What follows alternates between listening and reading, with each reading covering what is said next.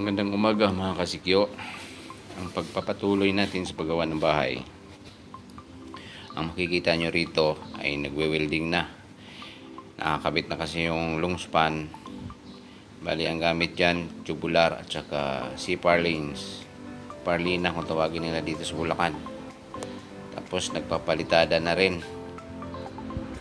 sa mismong gagawing tindahan. Tsaka yung lababo meron ng forma, nilagyan ng forma para bubuhusan na rin para sabay-sabay na matapos. Kailangan na lumipat, pinapaalis na kasi kami sa tinitirahan namin, kaya nag-aapura na kami dito. Tapos yung CR nabuhusan na, pero mismo yung bowl mismo ay wala pa, hindi pa nakakabit. Medyo magulo pa yung mismong kabahayan, pero malapit-lapit na yan. Bali tuloy-tuloy pa rin yung pagpapalitada sa labas. Sa loob tapos na, labas naman tinatapos na lang yan,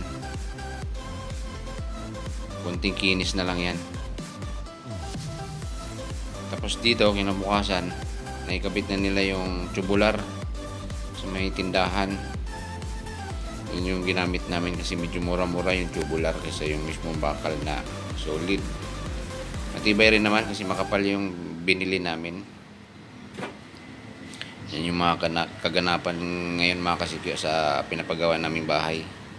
Tapos yung lababo nabuhusan na, pero yung CR wala pa na yung bowl. Yan lang muna mga kasikyo. Maraming salamat sa panonood nyo. Bye bye.